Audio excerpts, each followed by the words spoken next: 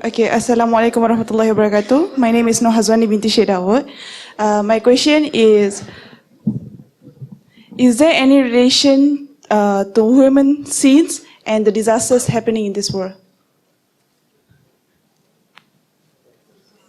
So I didn't hear your question correctly. Is there a relationship between women? No, human beings' sins and the disasters happen in this world. Human beings' sins and disaster. Yeah. Sister asked the question that is there any relationship between the sins of the human being and the disaster?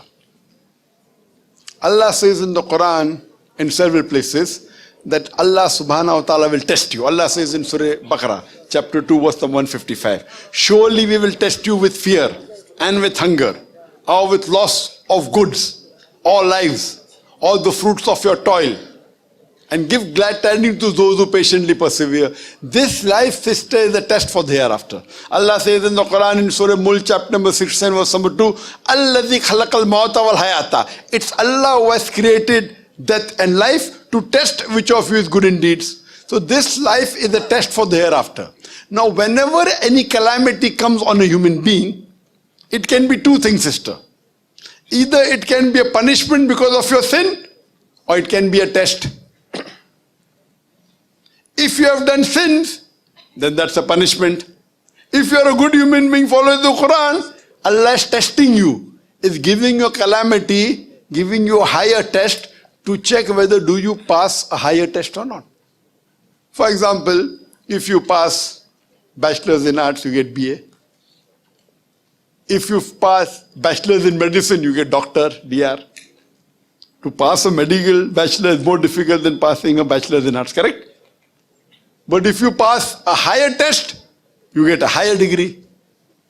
So when a calamity befalls, it's either a punishment because of your sins or it's a test for you.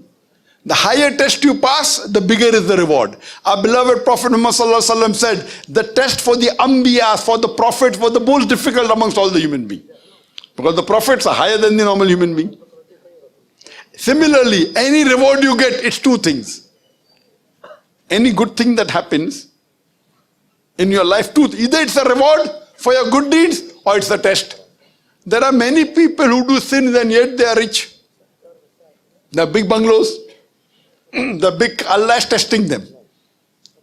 So if you get some good things, it's either a reward for your good deeds or it's a test for you.